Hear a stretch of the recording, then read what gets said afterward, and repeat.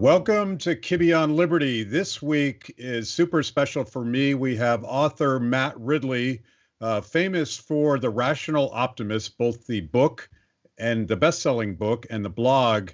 He has a new book out called How Innovation Works and Why It Flourishes in Freedom. It seems like a perfect time to talk about this subject because I feel like we need more rational optimism and lots of innovation to get out of the current pandemic crisis, both the natural causes and the man-made causes. Welcome, Matt. It's an honor to have you on the show. Matt, it's great to be on your show. Thank you for having me. So I have to ask you, what's it like to launch a book in lockdown? Because all of the old rules of selling books, lots of signings and lots of promotion, I guess that stuff can't happen right now. That's right. And so I'm sitting at home, but I'm packing in a lot because what I don't have to do is trek through airports and hotel foyers and so on. So I can do a lot of online stuff, and that feels like we've turned a corner on that people have got more comfortable with it, with all the different programs. And so I'm looking forward to doing more of this in the future, actually. I mean, I did a talk in Ecuador the other day. Well, the book's not yet on sale in Ecuador, but it will be one day. That would have been quite difficult to organize, to find the time to get to Ecuador. So I'm rather hoping this might flatten the world a bit. Yeah. I'm not saying it's a good thing that we're having a pandemic, but I'm saying that there are aspects of it that are not so difficult for someone like me as they would be for other people in other walks of life.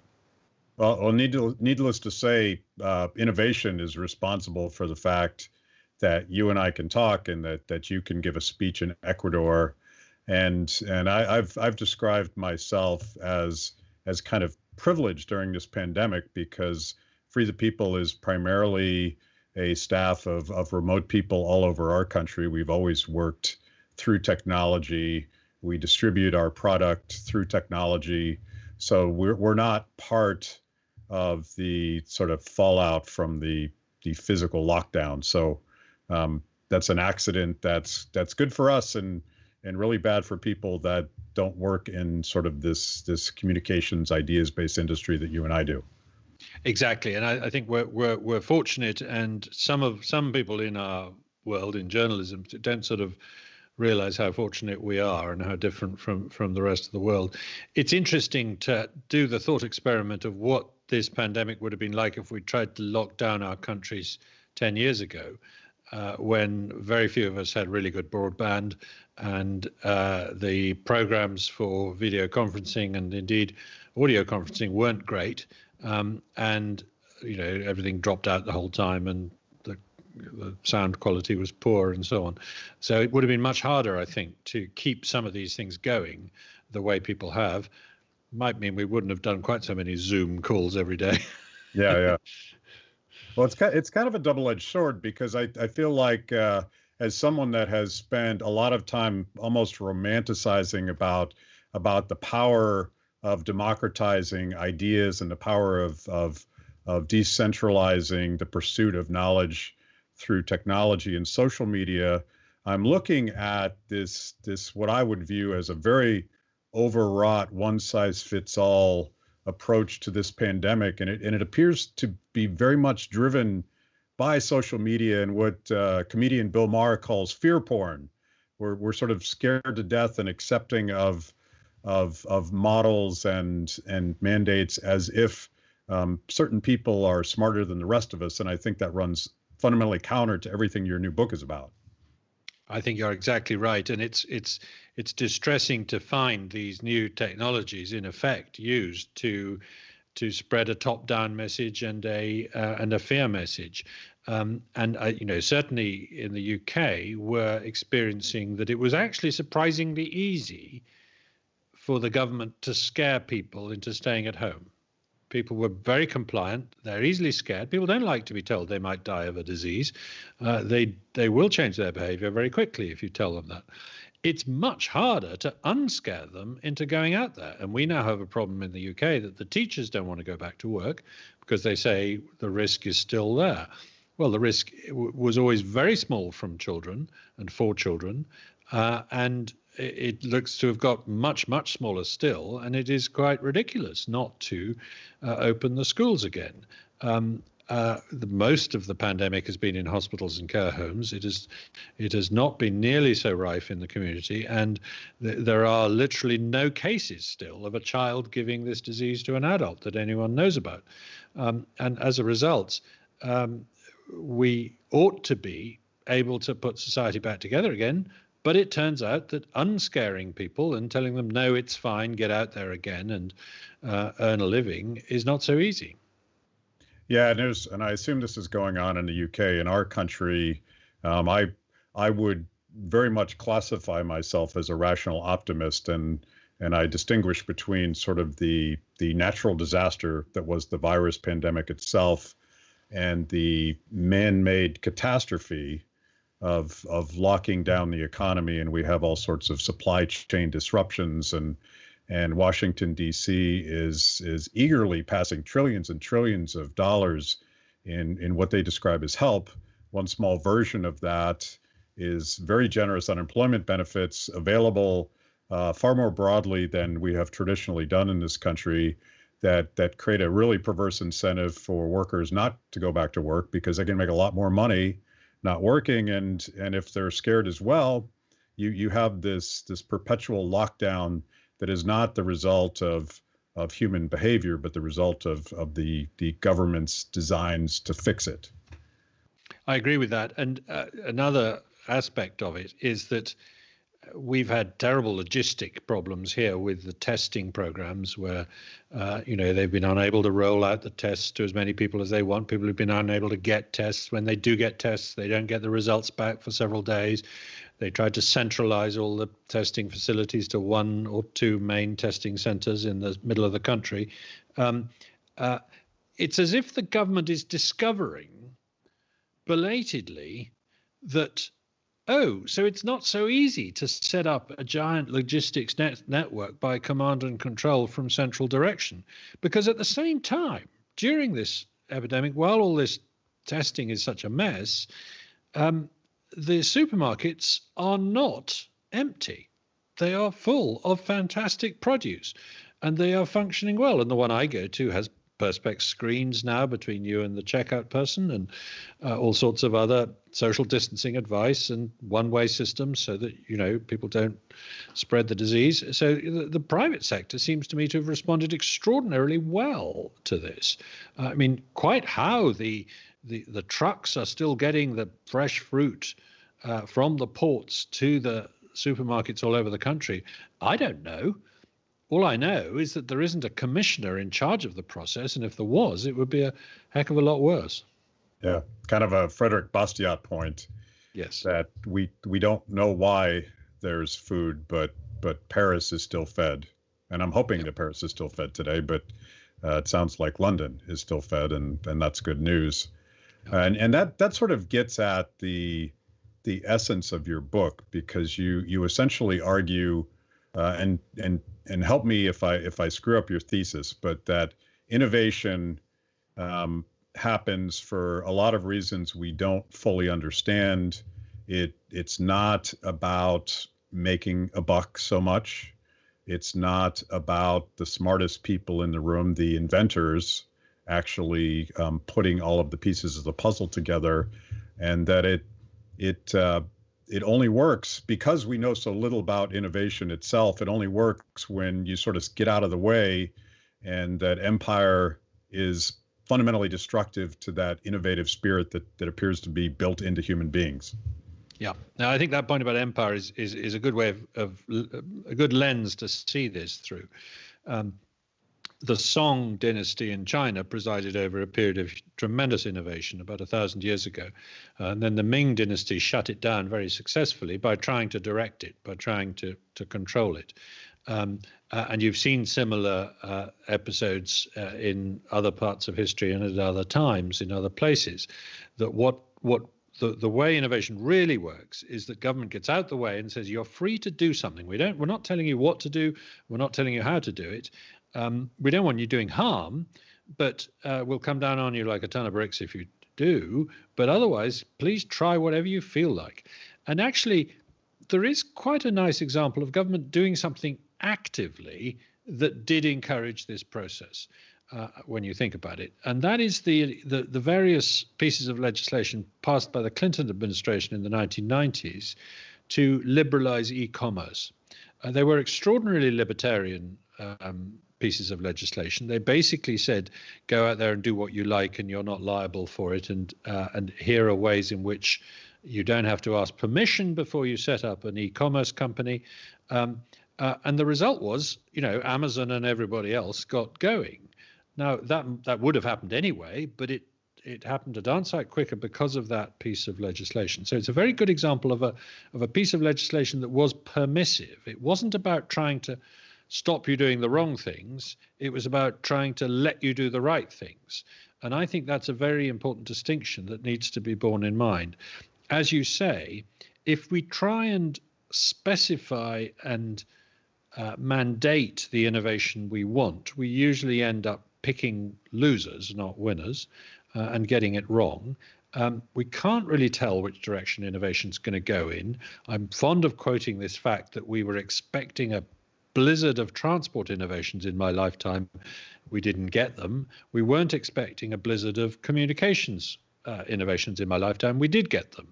So it doesn't make sense to sit here and say in 20 years' time we want to be at point X in a technology. What does make sense is to say, from this moment on, we'd like you to be free to go out and do trial and error and to bring serendipitous ideas in from unexpected directions and see what you can come up with in these different areas. I want to get specifically to it seems appropriate to focus on your second chapter about public health, because it tells a number of stories. And oh, by the way, the fact that you use actual human stories to explain this very complex, mysterious process of entrepreneurship and innovation, I think is everything, because we, at Free the People, we've very much tried to translate economics into stories, and you can sort of root for good guys and be frustrated with bad guys and relate with the actual process by which this stuff happens in a way that if it's just theoretical, it doesn't really make sense. I think economics is kind of a rarefied way of thinking about things for people that very much respond to humans and stories and how they and their neighbors, without even knowing it, figure stuff out. So I think you're right. You're right there. And this was a conscious act that in order to tell the stories to tell the story of innovation, I said, well, what do I like reading? I like reading stories about people, about real people who did real things, interesting people with interesting lives, who they slept with, who they feuded with, but obviously that isn't the theme of my book. Yeah. And to some extent, the theme of my book is that the individuals don't matter as much as we think they do. And we shouldn't put them on a pedestal as great innovators and discoverers. We should see them in the context of the network they operated in. But nonetheless, because people like reading stories like that, and I like writing stories like that, I want to tell the human side and humanize the whole process. And also each little life will give me a series of lessons, which I will then pull together at the end in the non-story part of the book, as it were, about how innovation works. Before we get into some of these stories in this chapter, I want to put it in sort of modern context, because throughout this book, I'm constantly thinking. We love to quote Hayek on my show, and it's actually become a drinking game. Every time I quote Hayek, depending on the time of day, people have to drink a beer or something like that. But the modern, and you've written about this, one of the reading assignments for everybody watching this podcast is read Matt Ridley's blog, The Rational Optimist. And a lot of these are great sort of hot takes on what's going on today. And you wrote something about Neil Ferguson and the Imperial College model. And I'm thinking about it in the context of Hayek and what he called scientism, and how we've replaced iterations of discovery and data as it is revealed, and dealing with something that is radically unknown and uncertain, in the case of this pandemic, with this very arrogant idea that we can, with great certainty, model the future, and in this case predict, as Neil Ferguson originally did, that 2.2 million people would die in the United States. This was the singular impetus of the lockdown. But you've written that model was kind of a joke. Yeah, well, it took a long time to get the Imperial College team to reveal the coding behind their model. And when it did come out, the experts on coding that I consulted, and I did this in collaboration with a British politician, David Davis, who understands coding better than I do, pretty well everybody said this is not the best practice in coding. This is a bit of a mess. There are large chunks of code here that haven't been split up, that haven't been properly annotated. Therefore, you can get error propagation on a significant scale. A small assumption that's wrong somewhere can lead to a big error elsewhere, the whole thing's a little bit of a mess compared with how a model should be. Now, that was very interesting because it's a glimpse inside the black box, which, as you say, has been immensely influential. I'm not here to say that, it's a waste of time doing any modeling. Of course, we need to try, and he's done his best.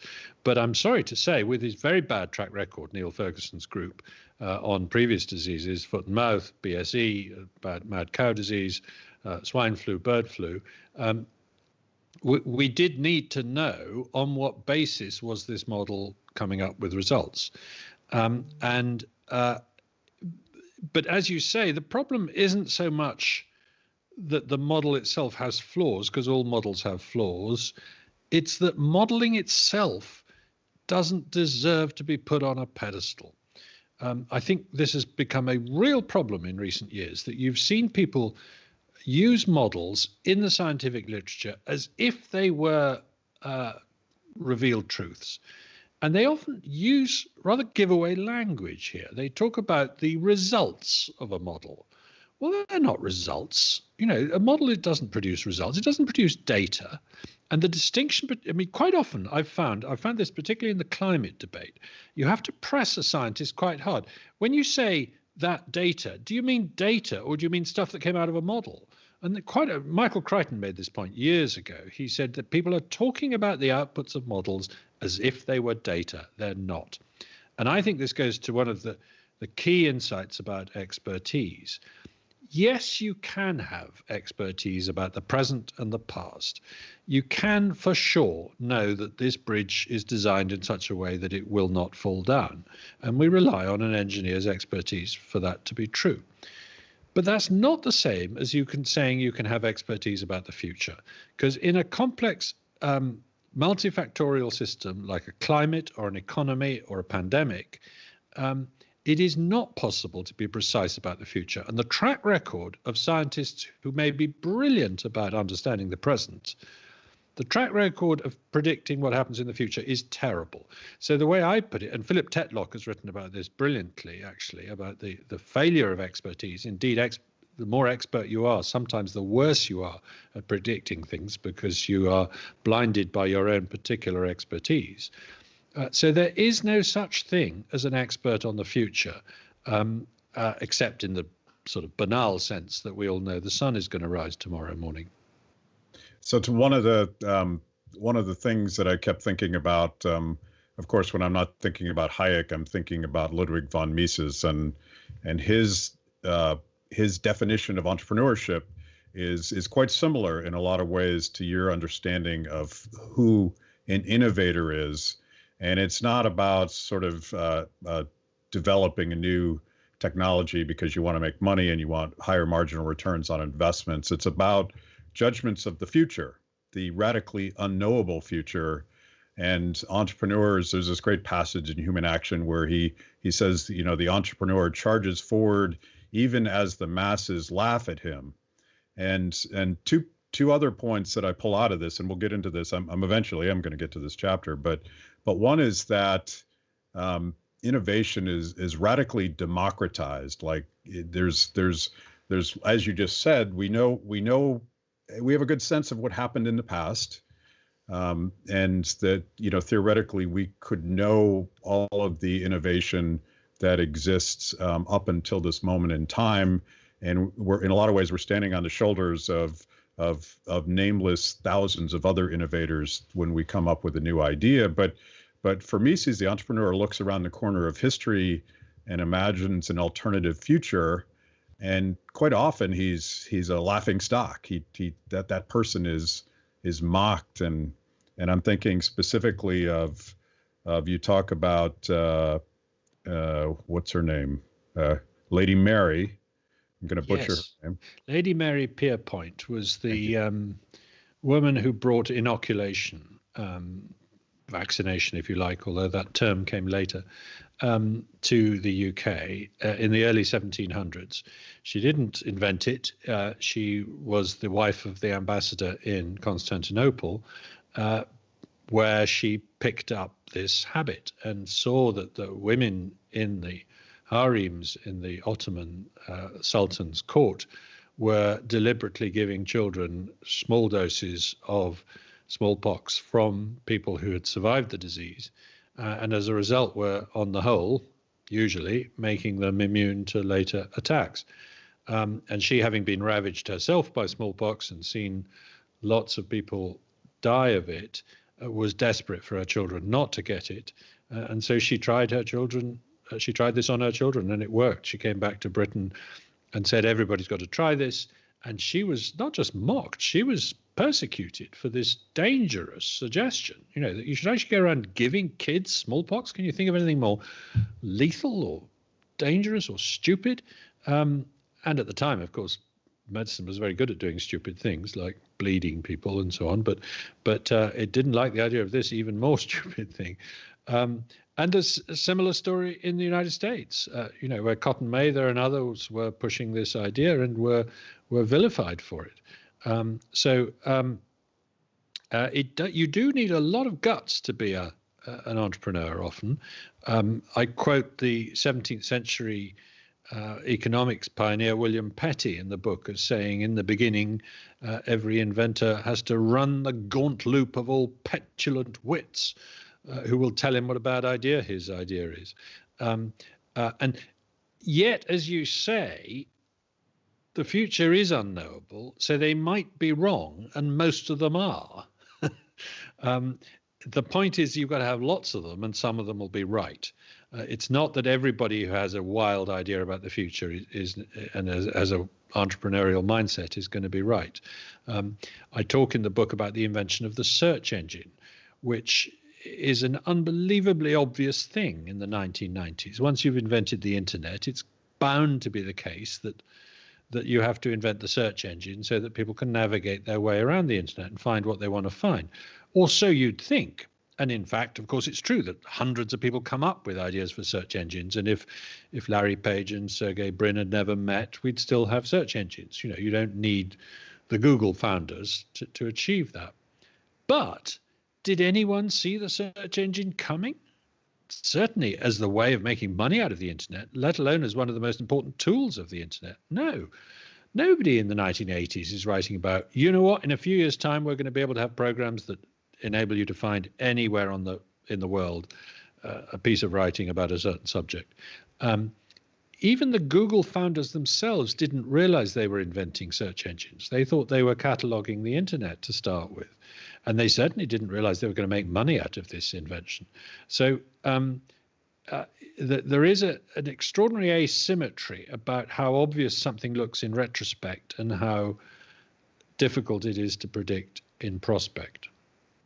What's interesting about the stories you tell again and again and again, it's not at all clear why someone like Lady Mary would take on that project, given all the persecution and the risk of failure in this case would have meant the potential death of her own child, who she tested on.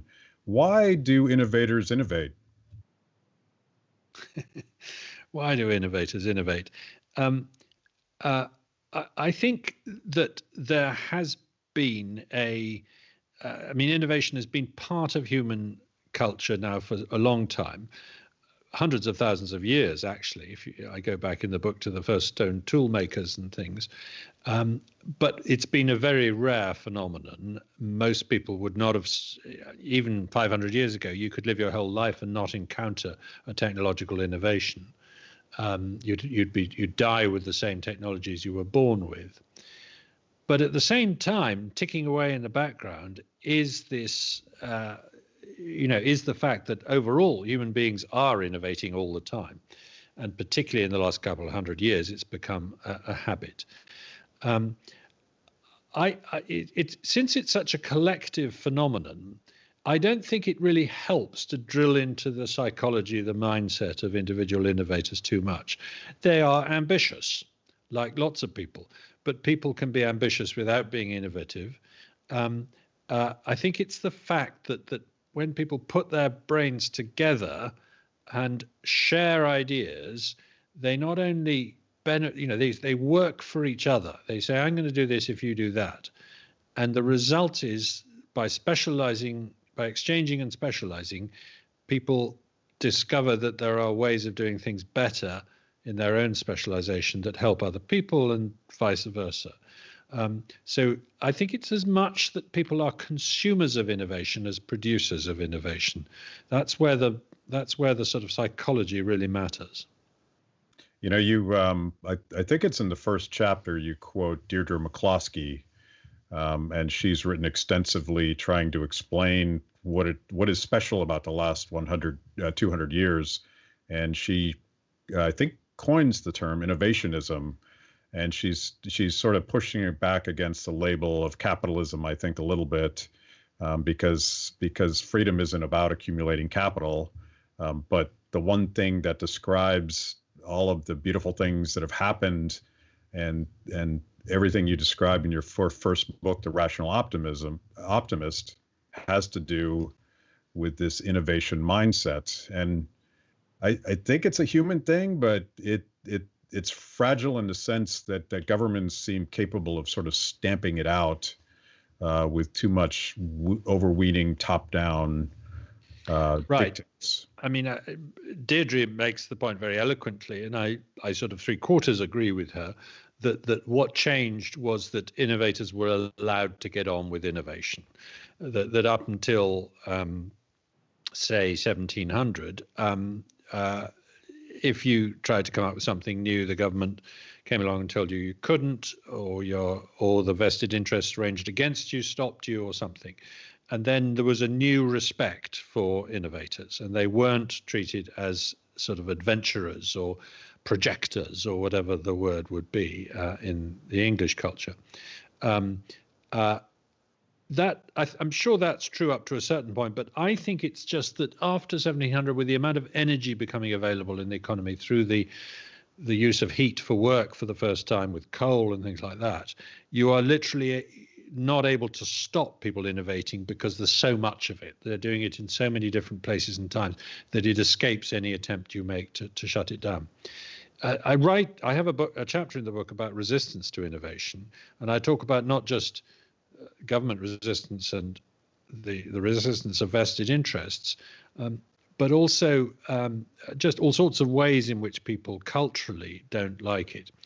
And it's nice to take, a really sort of ridiculous little example, as I do in that chapter, which is the example of coffee. Coffee was an innovation. It was an innovative drink that entered Arabia and Europe around 1500 from Africa and caught on like wildfire wherever it appeared. And the first thing any government did anywhere was try to ban it. So in Cairo or Constantinople or Marseille or Paris or London, when coffee arrives, there are laws to stop it, to shut it down, to stop people drinking it. And there's two reasons for this. One is the vested interests of the existing drinking industries. So the wine and beer industries don't like this new competitor. And they fund research from medical scientists in Marseille at one point to demonstrate that coffee is bad for you. they come up with all sorts of pseudoscientific nonsense paid for, to say that it dries out your kidneys and fries your brains and all sorts of things. So you shouldn't be drinking coffee. But the other reason why governments try and ban coffee is because coffee tends to be drunk in coffee houses. People like it freshly ground and freshly brewed, so they go to coffee houses. And coffee houses are full of other people who've just had a stimulant to drink, so they're rather conversational. And so it tends to be a place where a lot of chatting happens. And once chatting happens, and the Royal Society is born in a coffee house, for goodness sake, once conversations start to happen, sometimes the topic of conversation becomes whether or not the king is doing a good job. And sometimes the conclusion is that he's not doing a good job. And kings don't like this. And King Charles II is fantastically explicit about this in his proclamation in 1672 banning coffee houses. He says, the reason I don't want coffee houses is because I've heard that people are going there and telling lies about me. It's fake news that's happening in coffee houses. We can't have that, so they must be banned. So, when you think that they wouldn't even allow coffee to come in as an innovation, or the potato, I write about the potato as an innovation. Think how much harder it was to persuade people that they needed steam engines running through the countryside scaring the horses. It's remarkable that we got innovation at all under these circumstances. The umbrella was opposed by the hansom cab industry because when it rained, people might not rent a cab. The margarine was outlawed by a number of American states for a very long time after pressure from the butter industry. Yeah, and you talk about the known killer of tobacco and the potential replacing of that really bad habit with vaping and all of the vested interests that glom onto this, including the World Health Organization before COVID. Their biggest concern, at least in terms of media, was vaping, and that's anti-human health as far as we know so far. Absolutely. No, this is a very nice example of a technology that isn't harmless, but it is a harm reduction technology. It's displacing a more harmful technology, and that is bound to be saving lives.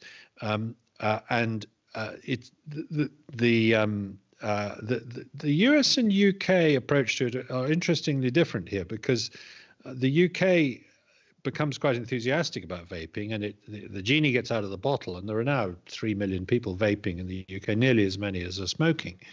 They are all very evangelical about it and saying, look, I've been unable to quit smoking, but now I've found a way to do it, and I'm feeling much better. And yeah, there might be some risks, but I'd rather run them. And even the government has sort of come around and said, actually, you know what, this isn't such a bad idea. People should do it. We're still going to stop you advertising it and all that kind of thing. But what we will do is regulate for product quality to stop a black market developing in harmful versions of this technology, whether the nicotine is too strong, or you're using cannabis instead of nicotine, or you're mixing it with chemicals that are bad for the lungs or something like that. That doesn't happen in the US because the US is still taking a more prohibitionist approach to vaping. So it doesn't pass any product safety legislation. So you tend to get much more of a black market, and you get these deaths from vaping as a result. It's quite a striking difference. And it echoes, of course, the 100-year-old debate about prohibition, where by banning alcohol rather than regulating it, the US created an enormous black market in very dangerous types of alcohol. It created the spirits industry, really, as opposed to the beer and wine industry, and, of course, led to an enormous amount of organized crime, a mistake that eventually had to be undone within about 10 years. You know, that story plays out again and again throughout your book, but throughout the sort of free market critique of top-down regulation. It's a combination of sort of public choice factors where invested interests, and it could be government bureaucrats, it could be corporate interests, but people that represent the existing established order don't like innovation and they fight against it. But the other half of that is going back to this idea of scientism, is sort of a pretense of knowledge and what Hayek would call a fatal conceit. And I'm specifically talking about the World Health Organization, which I just mentioned. There does seem to be a very unhealthy trend towards not just centralizing scientific discovery within governments, but actually conglomerating all of that into one true thing. And the World Health Organization seems to have tremendous influence in our country, where it's convinced YouTube and other social media monopolists, for lack of a better word, that they get to decide which science is real, which facts are appropriate, whether or not the lockdown is good science. And to me, that strikes me as one, dangerous and super unscience.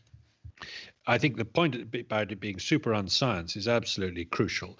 And I agree with you about the World Health Organization. This organization has a poor track record in its day job, which is to look out for pandemics. And it has spent, well, most of its budget's been spent on first-class travel for its officials. But apart from that, a lot has been spent on bossing us around diet and indeed about climate change too. The World Health Organization came out with a statement in 2015 that the greatest threat to human health in the 21st century is climate change. Well, that does not suggest an organization that was paying enough attention to pandemics as a threat, in my view, particularly at a time when deaths as a result of droughts, floods, and storms has been going down, not up. But your point is absolutely right, that the one thing we must never do with science is force it to speak with one voice, because that way science becomes dishonest very quickly.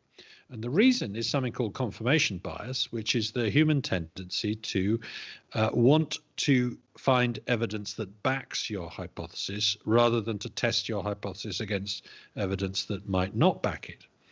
And scientists say, oh, no, we go out and try and disprove our own theories all the time. That's nonsense. They're not superhuman. They don't do that. They champion their theories, just like any other human being would do. They act like prosecuting attorneys. You know, they want to find the evidence that convicts the criminal, as it were. But science itself has a mechanism that stops that confirmation bias running away into false hypotheses and checks it when it gets too far down the one line. And that is the fact that science is very decentralized and actually encourages disagreement. So Professor A says, I have a theory, I'm championing it, I found lots of evidence for it, I'm not going to look at the evidence against it because I don't want to destroy my own theory. Professor B comes along and says, well, hang on, here's all the evidence against your theory. I'm sorry, that's wrong. And I'm really enjoying writing an article saying you're an idiot. You know, that is actually the way science works. It's uncomfortable, you know, for Professor A to be told he's an idiot and he's got it all wrong and his whole theory's up in smoke and he's got to go back to square one. But I'm sorry, it does need to happen, because that's what stops science becoming a religion, in effect. And particularly with climate change, we were told, no, that isn't going to be the case this time. This time there's only going to be one view. It's called the consensus, and you must sign up to it. And anyone who doesn't is out of order. Now, in fact, the consensus, when you drill down, is a range of possible outcomes in climate change, from harmless to harmful, by the way. But they never tell you that. They always try and insist that there's only one view on this and we mustn't talk to anyone who doesn't agree with it. Well, that's dangerous, because it will turn it into a cult. And you've seen this, you know, with the growth of Extinction Rebellion and these sort of extreme versions of this, ostensibly relying on the science, but in fact going way beyond it into a sort of cult-like version of what climate change might do. I'm someone who thinks climate change is real, by the way, and potentially dangerous. I'm not of the view that nothing is happening or that it's all caused by the sun or anything like that. But I do think that we are possibly overreacting to it, particularly in the short term. So that was a very good example of going down the route of forcing science into a consensus approach. And I think you're seeing exactly the same today with the World Health Organization dictating through Google and YouTube what can and can't be said. So there's a very good oncologist professor in the UK called Carol Sikora, who was professor of medicine at Buckingham University. He's immensely distinguished oncologist. He's very good epidemiologist and everything. And he's been quite vocal in this country saying, I think we need to start easing the lockdown. He's not a fanatic lockdown skeptic, but he is a little bit that way. And he did a conversation with somebody about whether or not he thought government policy was right on the lockdown. And he produced some arguments, and the other chap produced some arguments, and it was an interesting debate. YouTube removed the video of it. Yeah. I mean, this is not a nutty Scientologist or astrologer or horoscope person or something. This is a professor of cancer, a very distinguished one. That's ridiculous. And it can only have been an algorithm of some kind that was translating some sort of World Health Organization consensus enforcement in a ridiculous way. This gets to, I agree with that 1,000%. And I'm sort of a free speech absolutist, and the idea that you can call the smartest experts, maybe it's Fauci, maybe it's the creator of the imperial model, the people that are held up on this scientific pedestal, I should be free to call that guy an idiot and make my arguments and offer an alternative perspective, because he may well be an idiot. We don't know unless we go through that process of iterative discovery and all that. And this particularly matters right now. So we have a governor in California.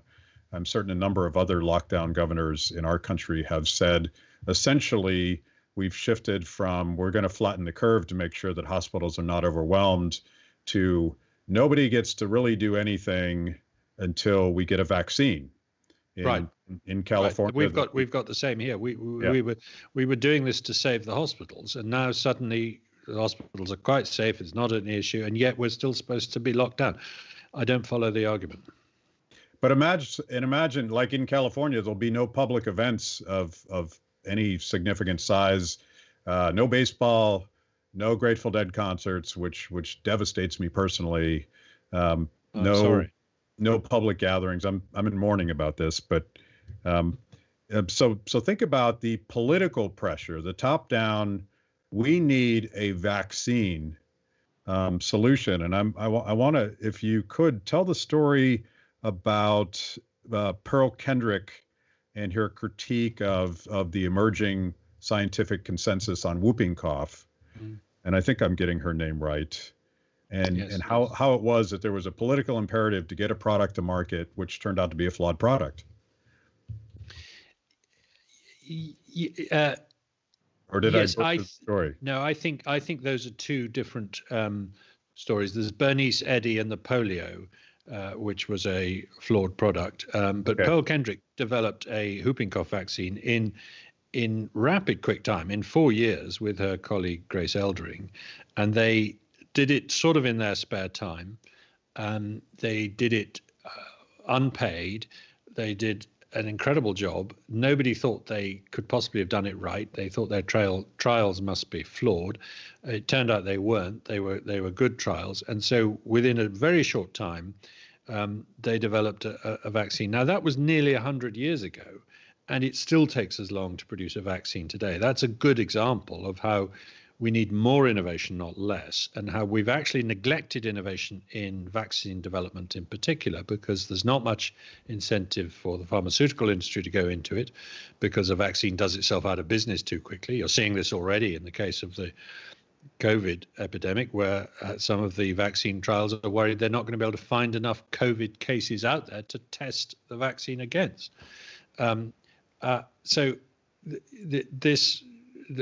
Pearl Kendrick did a great job, but there was somebody called Bernice Eddy who had huge reservations about one of the polio vaccines not being safe yet. And there was government pressure from the top down to get it out there and test it and give it to people. It resulted in hundreds of thousands of extra polio cases. She was right that it wasn't ready, it wasn't yet safe.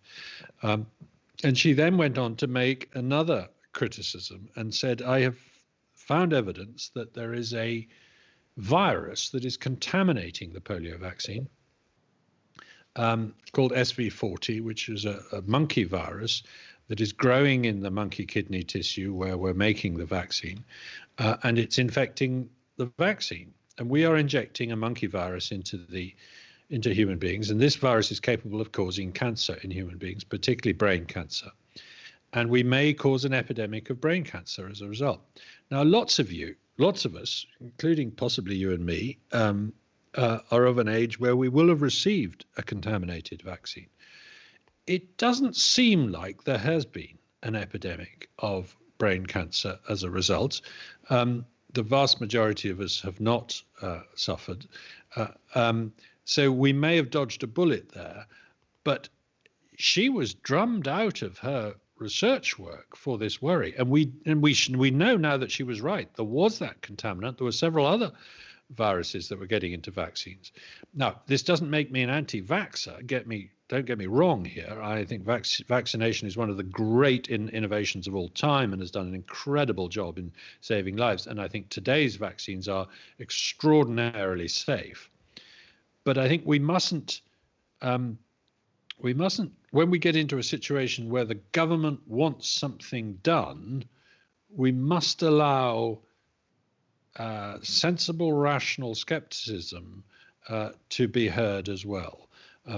I would hate that to be taken as an argument for not having measles vaccines and so on today. So it's a difficult one to write about, and that's why I have it in the book, to try and balance these two issues.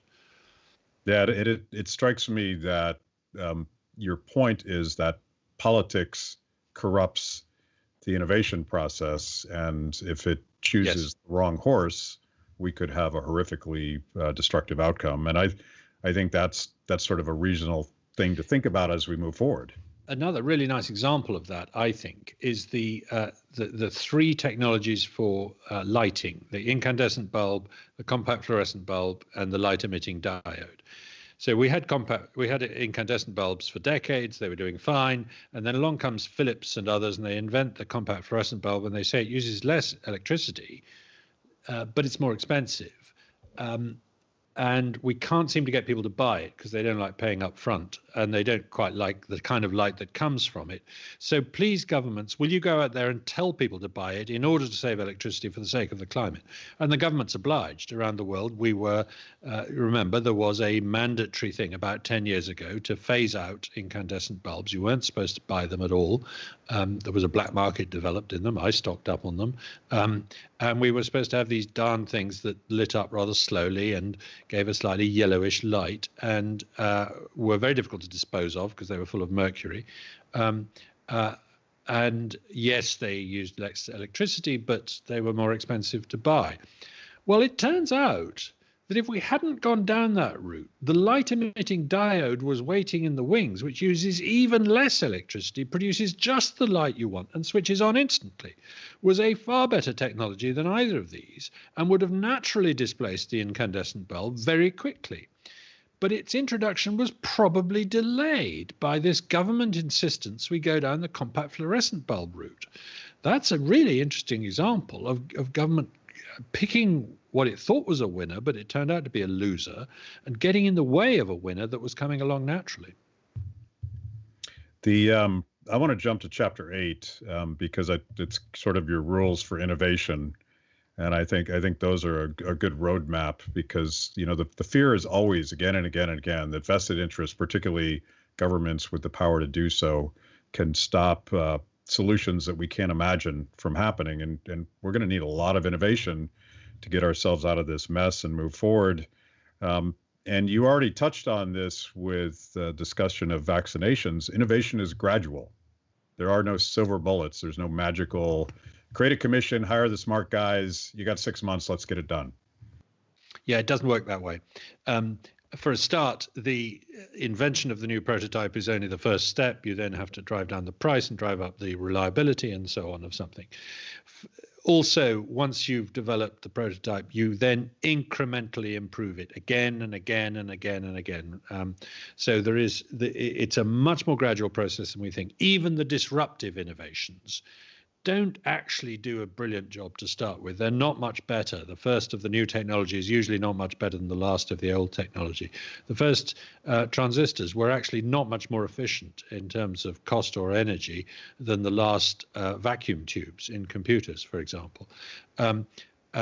So we tend to get too obsessed with this question of disruptive, overnight, spectacular innovation, whereas actually most of the time what's happening is incremental, gradual innovation.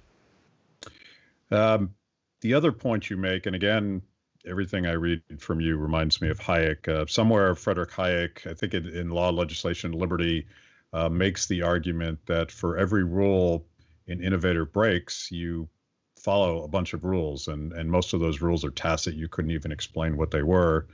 And you say that innovation is a recombination of technologies. Absolutely. And Brian Arthur made this point originally a long time ago, that most of the technologies we have are combinations of technologies. They're not de novo things. They're just combining things in different ways. There are a gazillion atoms and gazillion elements in the world. We've hardly scratched the surface of the numbers of ways of combining them. That is, of course, how evolution works with respect to genes, is that it doesn't tend, some evolution is new mutation, but some of it is simply taking genes and putting them together in new combinations, or genetic sequences in new combinations.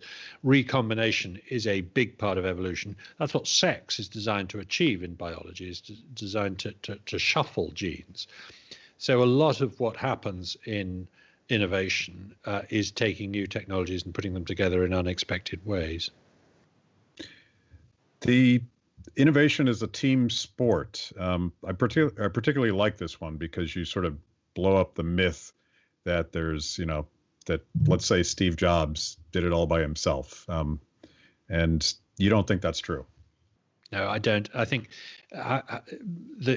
even the really famous ones relied on other people, whether it's Thomas Edison or Henry Ford or someone like that. They are obviously employing a lot of people, but they're relying on collaborators and predecessors and successors as well to do it.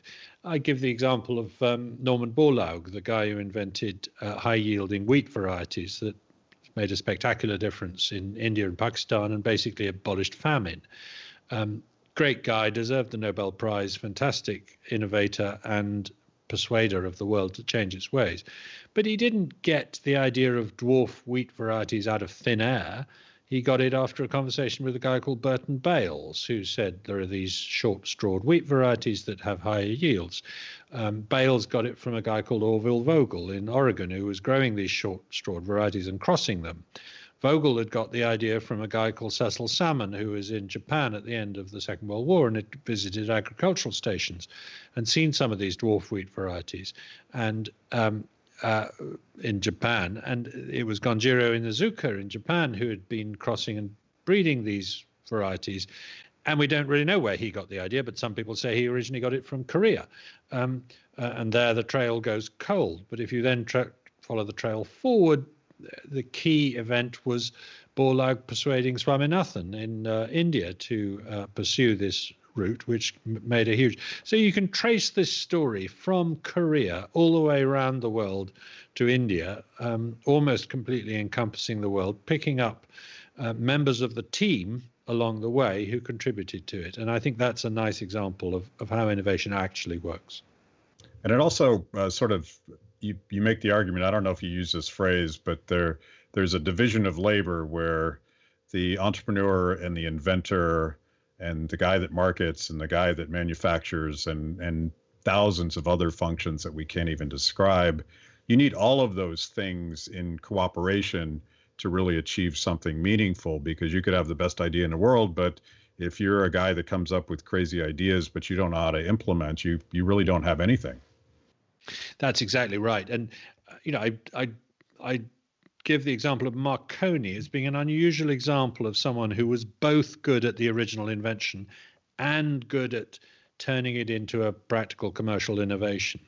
He stands out because that was often not the case. Samuel Morse is another similar example. But otherwise, you nearly always need, the dreamy thinker and the practical doer working hand in hand, and lots of practical doers, people with different kinds of practical expertise. It really is a division of labor. And that sort of gets at, I want to get back to the crisis at hand and the radical uncertainty we face.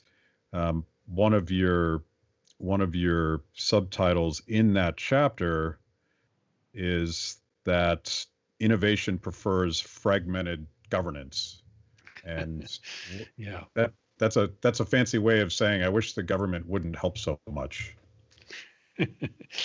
Well, if you look at the track record of empires in encouraging innovation, it's pathetic. Whether it's the Ottoman Empire or the Ming Empire or the Roman Empire, on the whole, they don't produce nearly as much innovation as they should, given their scale, given their wealth, all these kind of things. Whereas if you look at fragmented city-states like northern Italy in the Renaissance, or the Low Countries in the 1600s, or China during the Song dynasty, when it was much more fragmented than in later dynasties, or indeed America, which looks like an empire from the outside, but it's not. It's a series of states with different policies. And what works here is not only that you get sort of local incentives working hard, so that vested interests can't get a grip so much, but also that inventors and innovators can move. They can up sticks and go next door to somewhere where they're going to be more welcome. This happened all the time in Europe. People like Gutenberg, the inventor of printing, moved because he didn't like the way he was being treated. And you see this today. Just a couple of weeks ago, Elon Musk was musing about leaving California for Texas because he's fed up with the rules and regs that he's having to work under in California. He may be bluffing, who knows? But the point is that's one of America's great strengths, is that it isn't one great big unified country. And that's one of Europe's growing weaknesses, is that more and more it is not prepared to do mutual recognition. What's good enough in Britain is good enough in France, which is the way trade normally works. But to say, no, the rules must be exactly the same in Britain and France. That's what the harmonization that the European Union has been forcing on more and more sectors is all about. It really is an empire in early stages, and that word is not mine. That word is Guy Verhofstadt's of the European Parliament. He boasts about the fact we are building an empire. It won't end well. I'm sorry, but it will. If you have only one way of doing things, then you're not going to discover other ways of doing things. Well, that kind of leads to my final question, and I look at it mostly through the lens of what we've done in the United States, but the lockdown, the monolithic lockdown approach. There's a few exceptions that we've both talked about in our various projects, but generally we have this grand social experiment that came from sort of an international empire of sorts, that we were going to lock everything down. In the United States, we have unprecedented unemployment. We have all sorts of disruption in supply chains because of mandates. Hospitals are going bankrupt instead of being overwhelmed by COVID patients. All sorts of failures of central planning. This is my gotcha question. Are you still a rational optimist? Yes, I am, for a couple of reasons. One is that I've been confronted with this question every year for 10 years since I wrote that book. You can't still be a rational optimist after the financial crisis, after the war in Syria, after the Euro crisis, whatever it might be. And yet we've seen incredible improvements in people's living standards, particularly in the poorer parts of the world during that time.